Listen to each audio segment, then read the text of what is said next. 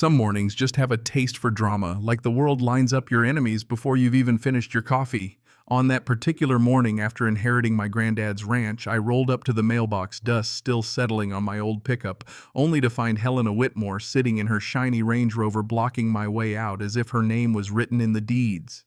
She stepped out all heels and diamonds, tossing that look rich folks reserve for people they think don't belong. Her smile, polished, sharp, never quite reached her eyes. She waved a violation sticker in my face and announced, "Vehicle does not meet community standards," like she was the sheriff, the mayor, and the HOA president rolled into one. It's wild how folks like Helena deliver their insults, every word soft as velvet, but meant to sting. "Maybe you could park that truck down at the trailer park." Real subtle. She pressed that orange sticker onto my window with the same care you'd use to stamp out a cigarette, letting everyone know right there, you're not one of us. Behind her, Maplewood Estates looked like a life-sized board game, perfect lawns, driveways lined up like soldiers. It should have felt like the American dream. But there was something gnawing at the back of my mind. That patch of land. It felt familiar. Too familiar, like a ghost of my childhood hiding just beneath the imported grass. My grandfather always said, "Doesn't matter who signs the checks, this land stays Morrison land." At the time, I chalked it up to an old man's nostalgia. Standing there, Helena's sticker half peeling in the Texas heat, the words landed differently. Helena strutted back to her car, confidence rolling off her like expensive perfume. She acted like no one could touch her kingdom, her perfect world of stone facades and buried power lines. But when she caught a glimpse of that letter I pulled from the mailbox, the one with Morrison Estate Legal Affairs, stamped big and bold, her face faltered just for a second. Not enough for most folks to notice, but I did. That little crack was the first sign things were about to get interesting. The drive home was quiet except for the question spinning in my head. The roads out here, fresh pavement, buried wires, even the trees felt curated, like someone paid a fortune to make nature look effortless. But under all that, secrets ran deep. I parked on the hill and looked down at the patchwork of houses, the golf course that had once been my granddad's pasture, the lake that replaced his old watering hole. It was all so familiar yet twisted. That letter, heavy, official, and sealed up like it carried state secrets, sat in my lap. Granddad's words floated back. "Never sign anything when they're being nice to you, boy." At the time, I figured he meant car dealers or insurance hawks. Maybe he meant people like Helena folks who smile while they measure your worth. Night crept in as I dug out his old brass key, the one that had been burning a hole in my pocket. The safe in the basement, old and stubborn, groaned as I turned the key. Inside, documents. Maps, hand-drawn surveys from decades back. Legal papers, even old photos. Cattle grazing where million-dollar homes now squatted. But it was a single yellowed note that nearly knocked me over. Land Lease Agreement 1995-2035.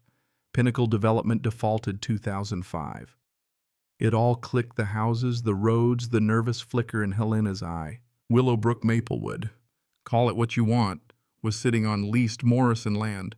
The lease expired, the whole shiny neighborhood propped up on borrowed time. And that winding access road everyone used, still in the family's name. My name. Next morning, Helena was at my door with her smile dialed to maximum and a slick lawyer at her side. "Let's make this simple, Jake. $800,000 for the ranch, quick and clean." They even slid a contract across the table. But the fine print would have made me responsible for all the old obligations, their mess, not mine. Granddad's warning rang louder than ever. Instead of signing, I told them I'd have my own folks look it over. As they left, their sweet talk turning sour, I realized exactly what was happening. Helena was desperate. She wasn't just some overzealous HOA president. She'd been the bankruptcy trustee for Pinnacle. She was the one who'd hidden the land lease from all those families collecting checks while the truth rotted beneath their feet. Teaming up with Maria Rodriguez at the county office, we pulled the full record. Helena had run the con for nearly 2 decades, letting hundreds of families believe they'd bought their piece of the dream. But the ground under their houses, still Morrison property. That rode my leverage. I could have shut the whole thing down, locked the gates, and watched the place wither. But those families, They weren't in on the scheme. They deserved better. So I came up with a plan. Sold access rights to the hospital, $2.1 million for emergency-only use with the option to negotiate for public access later. Suddenly, every commute in Maplewood depended on my signature. The news broke when hospital security rolled in at dawn, cones and barriers sprouting overnight. Range Rovers and BMWs stuck in a mile-long line.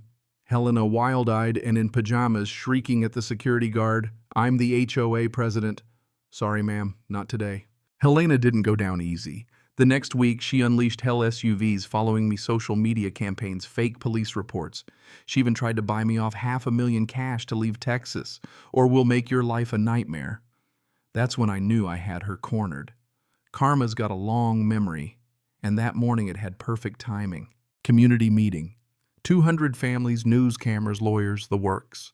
Helena took the stage, blaming me for holding them hostage, spinning her version of the truth. But I'd come ready. Lease documents, bankruptcy filings, audio recordings of her own threats, everything projected for the world to see. The silence in that room when the recordings played. You could hear hearts breaking, dreams shattering. Margaret Foster, the teacher, was first to cry out, "You let us buy houses on rented land. You took our fees, our futures."